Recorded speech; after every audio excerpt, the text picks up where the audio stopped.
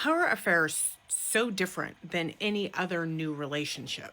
I got a comment from somebody saying you fall in and out of love several times before you get married. How is engaging in an affair so different?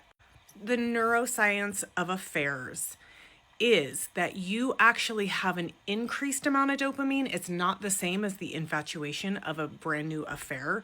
And one of the main reasons for this is when you're already coupled or in a monogamous relationship, when we know something's wrong, you have higher amounts of adrenaline. Knowing something's wrong, it engages the adrenaline. Adrenaline engages and then puts up the core of dopamine. Dopamine just goes wow, crazy, like jumping out of an airplane. But on top of that, because you cannot actually explore the relationship, because you're coupled already, because it's wrong and you're doing it secretly, you cannot actually explore the person in the same way you can when you're in a relationship outside of having another relationship.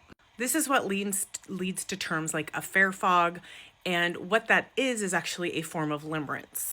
Limerence operates when there cannot be a relationship explored. This is what stalkers have. You can have it in a regular relationship, but typically they start off when there is no room or space for it to grow. So it stays in this hyper fantasy because you can't see these other bad qualities. You're not seeing everyday life.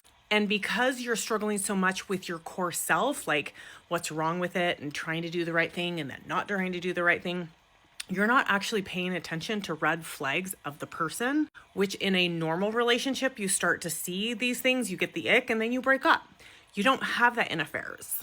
This is what make affairs and affair relationships so likely to fail, is because both of you are usually in some kind of broken state, starving for love and attention or whatever because of issues within self. And then you're unable to see red flags because of the limerence and or affair fog. It is not the same as normal relationships. You can't explore it. You are experiencing the same thing stalkers have. It's not reality. It's fantasy for most, and it will bite you in the end.